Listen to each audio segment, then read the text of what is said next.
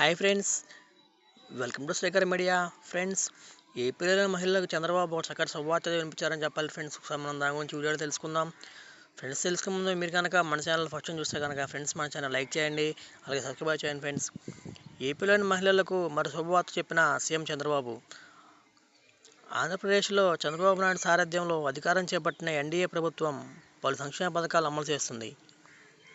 వాటిల్లో కొన్ని కొత్తవిగా కాగా మరికొన్ని గతంలో టీడీపీ ప్రభుత్వంలో ఉన్నప్పుడు తీసుకొచ్చినవే. వాటిని తిరిగి కొనసాగిస్తారు.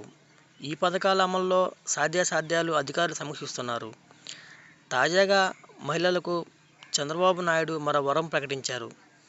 వడ్డీ లేకుండా 10 లక్షల రుణాన్ని మంజూరు చేయబోతున్నారు. ఆర్థికంగా వారు ఎదిగేందుకు ఉపయోగపడుతుందని ప్రభుత్వం భావిస్తుంది.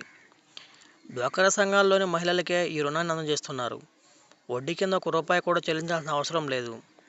దీంతో పాటు ఏపీలో మహిళలకు మరో పథకం కూడా అమలు కాబోతుంది. ఆడబిడ్డ పథకం క్రింద 18 సంవత్సరాల నుంచి 59 సంవత్సరాల వయసులో మహిళలకు నెలకు 1500 ఇవ్వబోతుంది.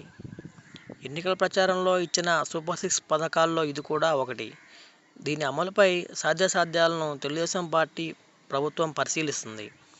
ఈ పథకం అమలయ్యే లోపే స్త్రీలకు ఉచిత ఆర్టీసీ బస్ ప్రయాణాన్ని అందివ్వాలని ప్రభుత్వం భావిస్తుంది. ఆగస్టు 15వ తేదీ నుంచి దీన్ని ప్రారంభించే అవకాశం ఉన్నట్లు ప్రభుత్వ వర్గాలు చెబుతున్నాయి. నెలకు 1500 చొప్పున ప్రతి నెల అందిస్తారా, లేదంటే ఒకేసారి సంవత్సరానికి 18,000 ఇస్తారా, మొత్తం సొమ్ములను 3 వాయిదాల్లో చెల్లిస్తారా అనే విషయంలో స్పష్టత రావాల్సి ఉంది. గతంలో చంద్రబాబు ముఖ్యమంత్రిగా పనిచేసిన సమయంలో సంక్షేమానికి ఎక్కువ ప్రాధాన్యత ఇచ్చేవారు కాదు.